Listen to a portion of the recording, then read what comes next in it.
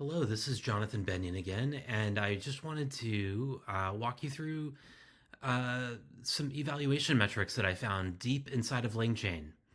And how I found these, I don't know. I believe it was with back in the old days of using LLM eval chain, and some of the exercises back then and templates were referring to correctness quite a bit and conciseness. And I thought that's interesting.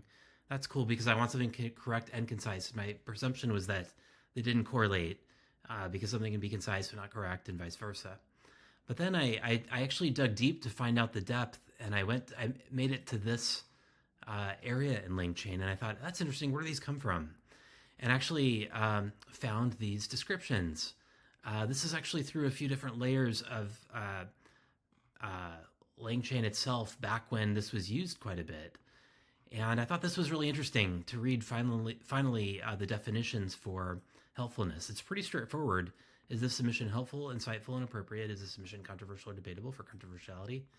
It's interesting. And so you can almost see that this is asking the LLM to evaluate itself, which is fair. That's great. Another model should be used, obviously, because there's going to be bias there. If it's going to bias towards itself, whatever the model wrote.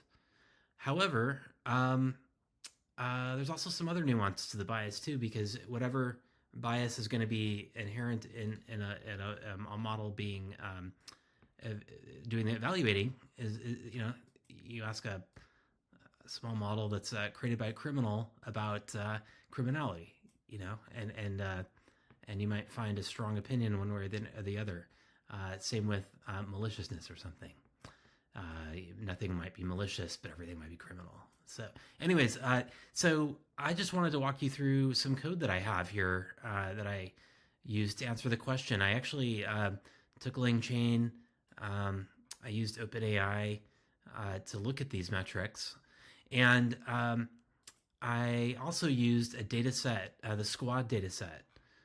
From the Stanford squad data set is what I learned 100,000 question and answer data sets from Wikipedia. I thought I'd ask that what's going on here with these metrics, all of these metrics. So I imported them from that same area that I was showing you, the criteria, and found exactly what I was just looking at and where they were defined. And then I looped through each question in a random sample from that particular 100 samples, actually, from that question and answer data set, the squad question and answer data set.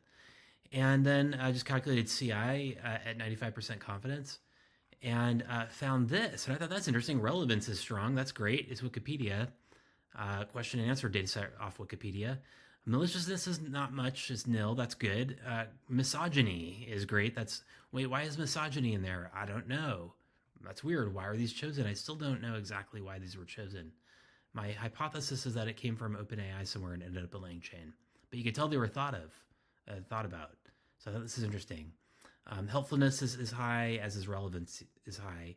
Conciseness is not. That's interesting. It speaks to whatever it was used to create the answers from the questions, right? Anyways, I just didn't know any context on these, and I thought it was so interesting. I actually wanted to look at a correlation matrix, and this is what I found was interesting, because it starts to speak on what's happening with human nature here, not only in how this is inherent in the training data, but also how these are found to be true in terms of how they correlate with each other on each question and answer data set, right?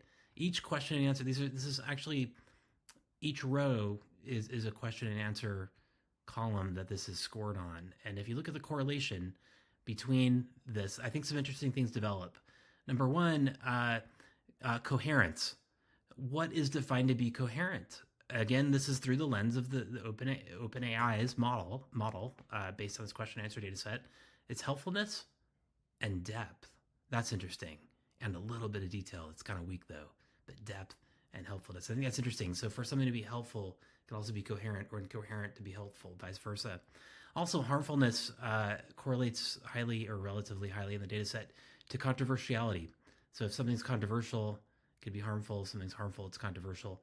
Also, let's see, controversiality and criminality. Something criminal might be controversial because it might be debated, or something controversial might be criminal because it's controversial. There's not really a cause, obviously, if correlation doesn't equal causation. But I thought that was interesting. I also one-to-one on helpfulness and criminality, which I couldn't make sense of. But the metrics that I could make sense of, I thought it was really interesting. And also depth and detail. That's interesting, but that's kind of intuitive. So overall, I thought this was kind of an interesting lesson to learn. Again, the p-value is really small for those correlation matrix, the correlations that I was just looking at. But just a little exercise on where these came from. I still don't know actually where these came from, but I thought it was kind of interesting to go, these are found deep in LangChain. I thought there were two. Looks like there's a lot more. Why are these here? I don't know. I couldn't really find an author the more that I dove deep. But one thing I do like is that most of them don't correlate very highly with each other. So someone thought about these and used them in a really thoughtful way. And that's it.